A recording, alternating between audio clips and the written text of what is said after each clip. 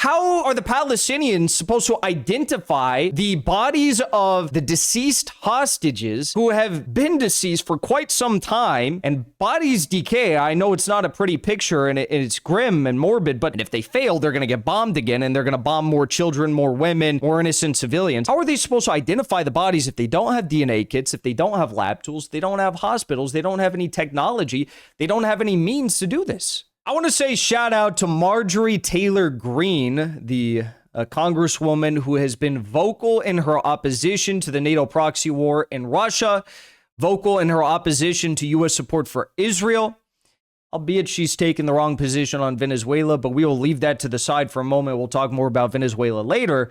But she just called out Benjamin Netanyahu for committing war crimes in Gaza, and that he is. And, you know, these are not just words.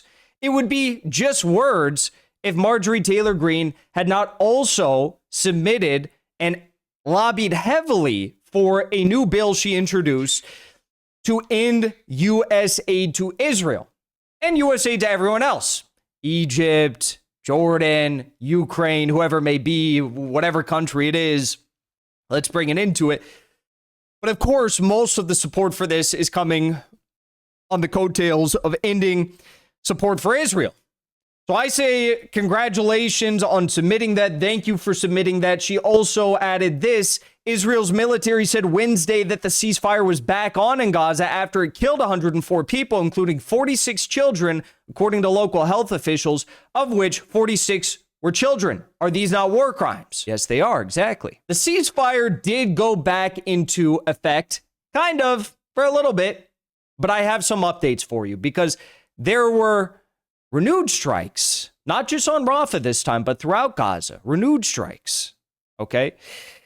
Israel again violated the ceasefire with strikes. They've now killed over 200 Gazans. Over 200 Gazans. In one night, they killed over 80 Gazans. Of course, you know, nearly half are children. And not only did they launch new strikes a few days ago, last night, they did this. They're just dropping what looks like, I don't know how else to describe this. You know, it looks like a mini nuke.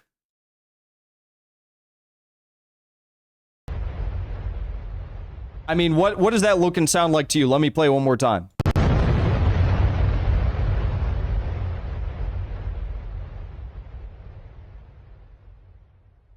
I mean, ceasefire? That's a ceasefire. You know what's interesting about this video? Watch it one more time. Now look at all these surrounding buildings here, down in the bottom right, even all the way up here in the top left. And you'll see that after this bomb goes off, you'll see all this ash, soot, dust rise from these buildings. It's not because these buildings were hit with fragmentation or anything like that. It's quite literally the shockwave of this bomb and the fact that Gaza has been bombed so much over the past 2 years, 2+ years now, that every single building is just completely piled in dust and soot and whatever has fallen from nearby buildings. Take a look. Watch what it looks like. They're all smoking.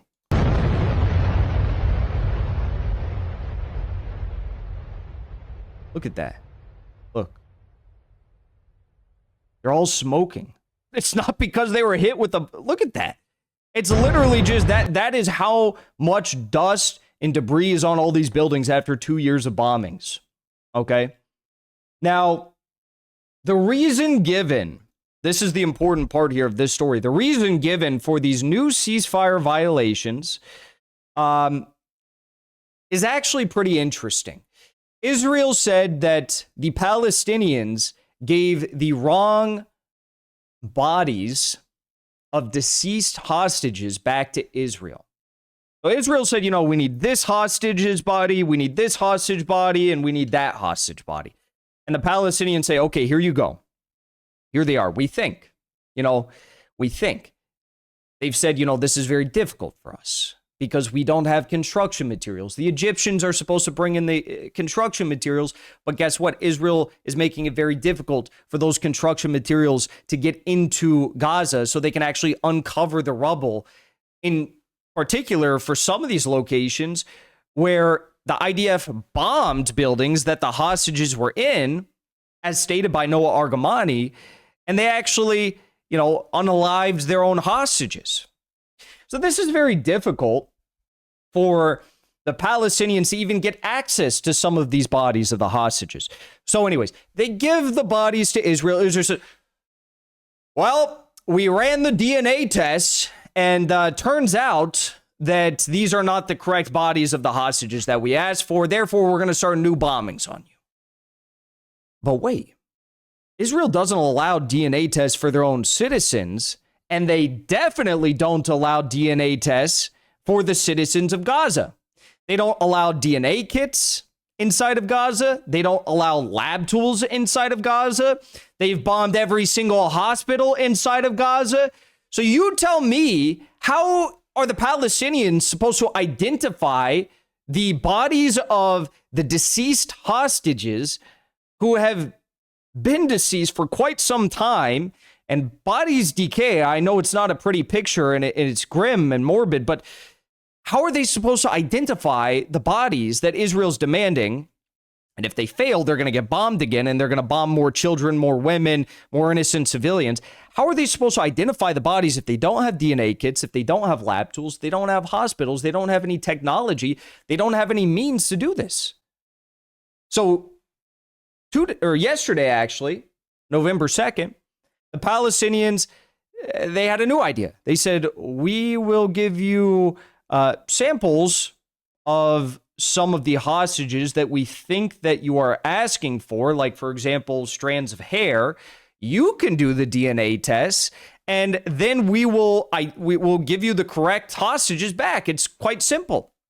If you're not gonna allow construction materials, lab tools, DNA kits inside of Gaza, we ask that you do it.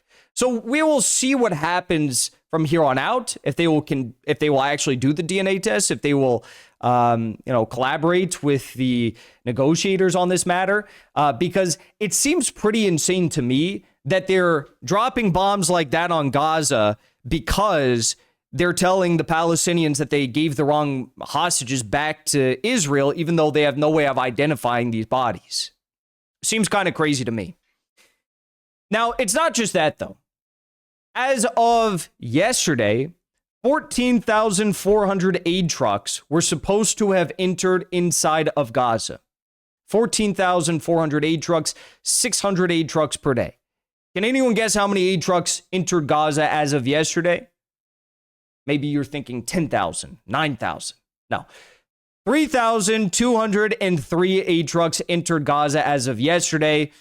They were supposed to have brought in 14,400 aid trucks since October 10th. Now, out of those 3,203 aid trucks, I believe only 3, I could be wrong about this, so don't quote me on it. I believe only 3 of those aid trucks were allowed to bring in medical equipment. So only 3 out of 3,203. So not only do you have ceasefire violations of the bombings, of the number of trucks, of the medical equipment proportion in these trucks that is allowed in, meaning Israel is choosing which ones are allowed to come in, which ones are not. Okay, you can bring in the trucks with blankets, but you cannot bring in the trucks with medical equipment to help the people that are still being bombed. You get the idea here. It's not just that, though. Israel is not just bombing civilians to kill them. They're also shooting them. Obviously, right now, a lot of Gazans are trying to return to their homes all across Gaza. Now, as these Gazans are returning to their homes, they are, in some cases, getting close to, a little bit too close to, the quote-unquote yellow demarcation line. Now, the yellow demarcation line is the area in which Israel says, okay, our military is going to continue to control up to this line. The rest we will not operate within.